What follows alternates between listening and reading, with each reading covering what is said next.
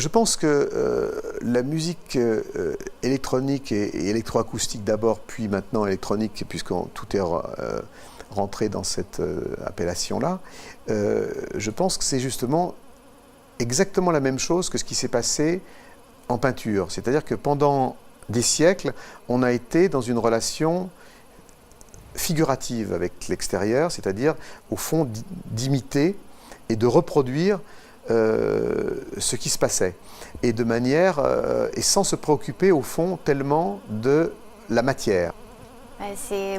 Pour moi, ça reste des outils fascinants qui offrent encore beaucoup de possibilités et toujours en renouvellement, que ce soit dans l'hardware comme dans le software.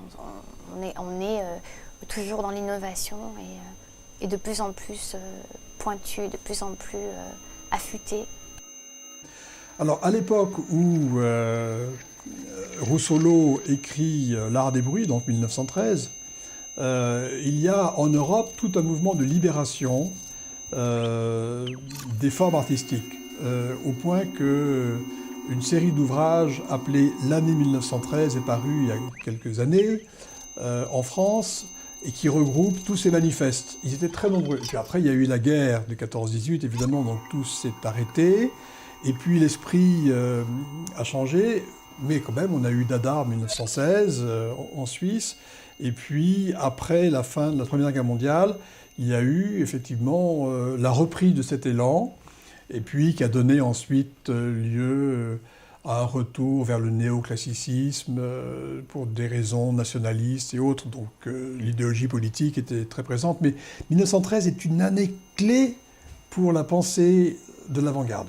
C'è un altro elemento che per me è importante nella musica di Pierre Schaeffer, cioè il suo ricorrere a materiali di archivio, e alla possibilità di registrare tutta una serie di elementi e poi utilizzarli e riutilizzarli.